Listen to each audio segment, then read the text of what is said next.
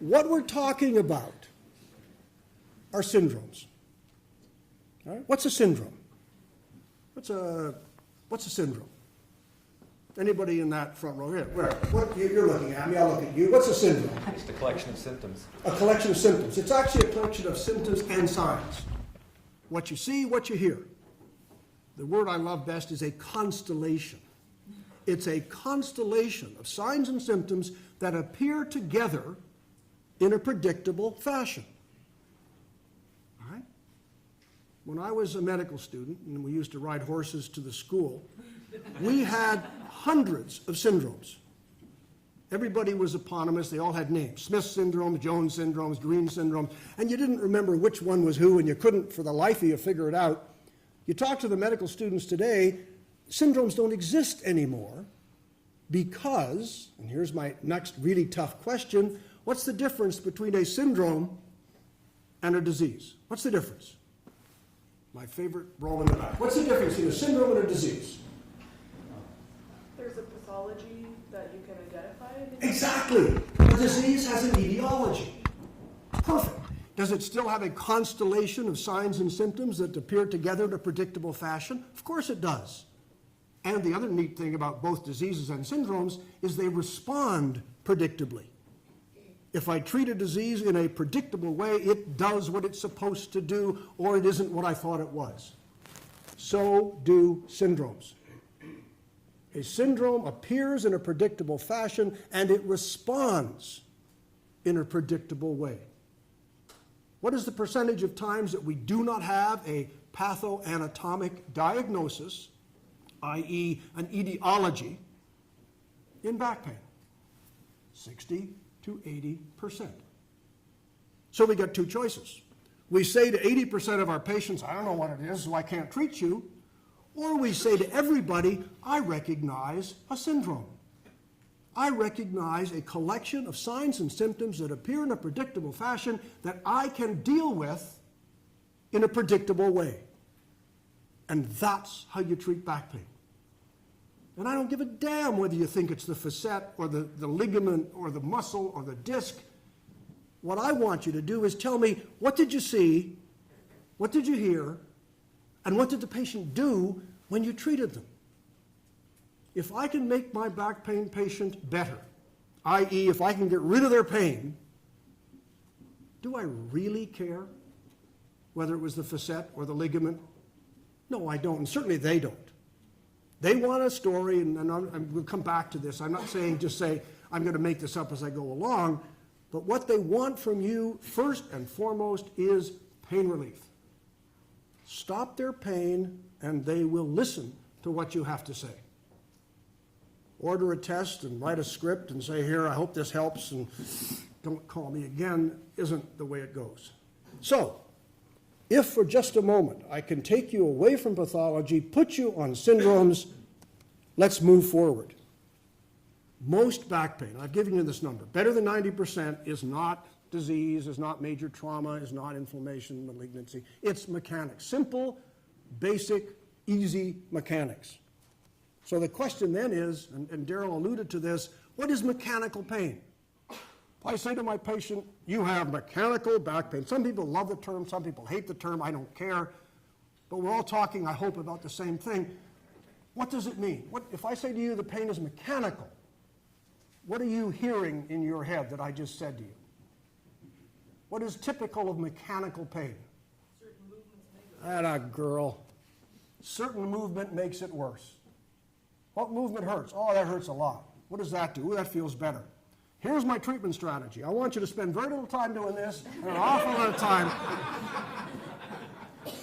And then you say to yourself, why didn't you figure that out for yourself? And the fact is, because if they had, they wouldn't be in your office asking you what's going on. What else about mechanical pain? Well, mechanical pain responds to position. It responds to load. If I load the spine in a certain way, it hurts. If I load it in a different way, it hurts less or more or whatever. What is the structure I'm loading? I don't know. And the beauty is, I don't care.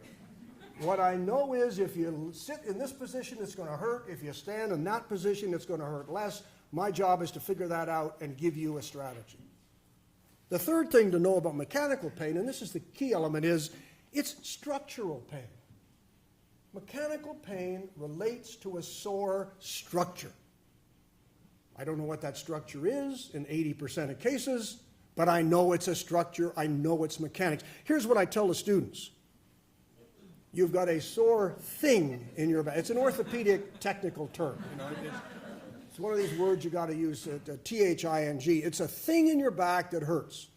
Hurts when you move it, hurts when you load it, and I'm going to sort out your problem. Now, at this point, I get half the audience saying, yeah, that makes sense. The other half saying, that's too simple. I had a wonderful old family doc years ago say, oh, you've made it too damned easy. Yes, it is easy. It's not as easy as you might think, as you're going to see in a moment. But it's extremely straightforward, and it's simple, and it works. But in order to recognize the syndrome, you need to hear the right things. You need to do the right physical examination. So we need to spend a little bit of time saying, all right, it's not enough just to say, tell me about your trouble. I need to ask very focused questions. This is history taking as an art. This is what we lost when we got the MRI instead. Here are your choices. And we don't have, it's not on the little cards. You don't have to push the button. We'll just have a verbal response. A, B, C, D, or E. What is my peanut gallery think? A, B, C, D, E. What do you think? E? B. D? I'm hearing B and I'm hearing E. Any others? C. C. Okay, I got 3 to work for.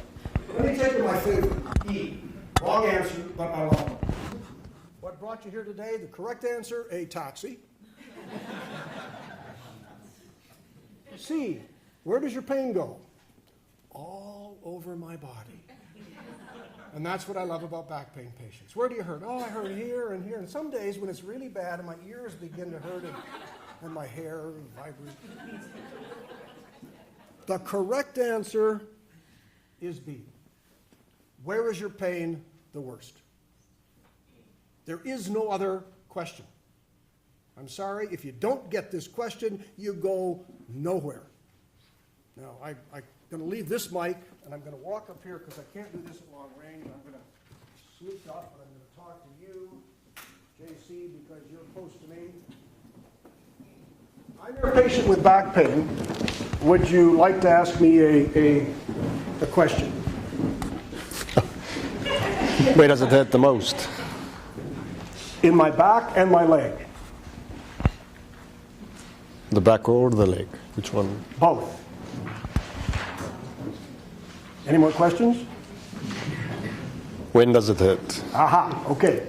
When you can't get the answer, which you didn't, then you move to another question. And that's what we all do. Well, we're back and leg. Yeah, back and leg. Okay. How did you hurt? I lifted a box. It really makes...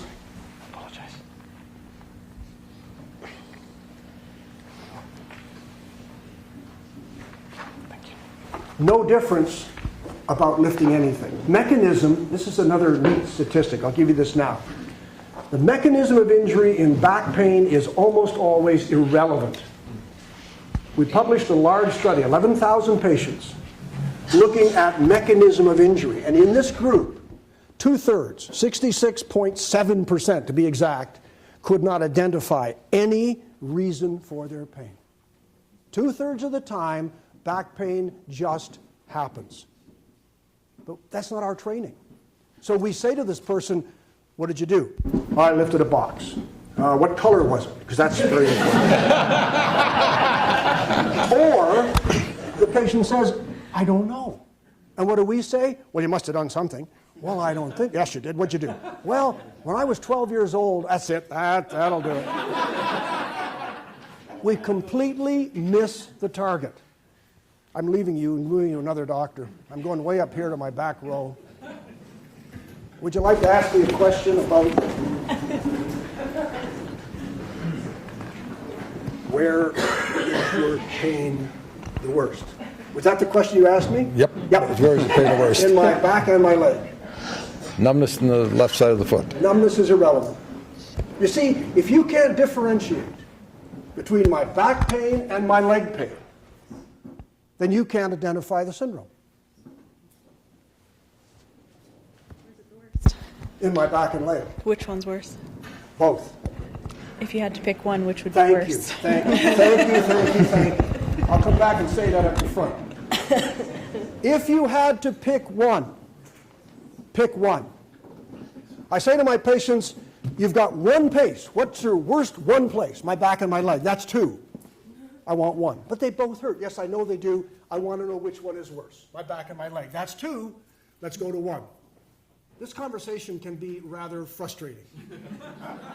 But if you don't stay there, you don't identify the syndrome. Is it back dominant or leg dominant? And it matters enormously. It matters in treatment, it matters in surgical referral, it just matters. You've got to get the answer. And the best way I find is to say, if I could solve one problem, and only one, what pain do I fix? Well then fix this one, because that's the key. Now,